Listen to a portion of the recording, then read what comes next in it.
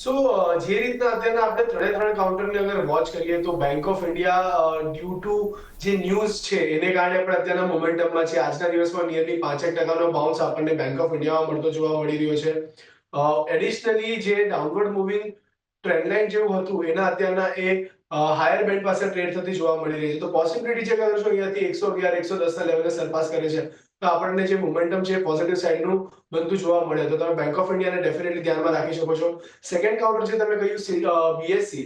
તો બીએસસી ને પણ અગર આપણે જોઈએ તો બહુ ખૂબ જ સારા લેવલ પર અત્યારના આપણને ટ્રેડ થતો જોવા મળી રહ્યું છે. ઘણા સમયથી આપણે એમાં તેજી બનતા જોઈ હતી, ત્યાંથી આપણને હલકું પ્રોફિટ બુકિંગ હાલમાં બનતું જોવા મળી રહ્યું છે, પરંતુ ક્યાંક ને ક્યાંક અત્યારે આપણે 200 દિવસથી એક્સપોનેન્શિયલ મૂવિંગ એવરેજને રિસ્પેક્ટ આપતું જોવા મળી રહ્યું છે. તો પોસિબિલિટી છે કે અહીંયા પણ આપણને બાઉન્સ બનતું જોવા મળે, જે લીડ કરી શકે છે ઉપરમાં 5500 અને 5600 સુધીના લેવલ્સ માટે. તો તમે બીએસસી ને પણ ખાસ ધ્યાનમાં રાખી શકો છો.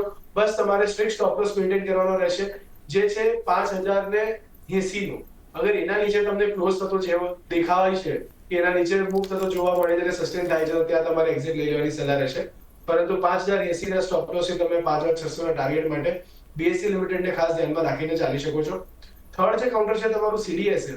તો સીડીએસએલ મને એટલું અટ્રેક્ટિવ નથી લાગી રહ્યું કરંટ લેવલ પર, કારણ કે છેલ્લા ઘણા સમયથી આપણને એક કરેક્શન મોડમાં ચાલતું જોવા મળી રહ્યું છે. છેલ્લા યસ્ટરડેના સેશનની જ વાત કરીએ તો એક ગેપ ડાઉન સાથે ઓપન થયું અને 10% નો ઘટાડો, અને આજના દિવસમાં ફોલોઅપ સેલિંગ જે 6% સુધીની બનતી જોવા મળી રહી છે. તો પોસિબિલિટી છે કે આ કાઉન્ટર તમને હજી નીચેના ભાવે મળી શકે છે. તો અત્યારના આ સીડીએસએલ ને અવોઇડ કરીને ચાલી શકો છો. બેંક ઓફ ઇન્ડિયા બાય કરીને ચાલો અને બીએસસી ને પણ બાય કરીને ચાલી શકો છો.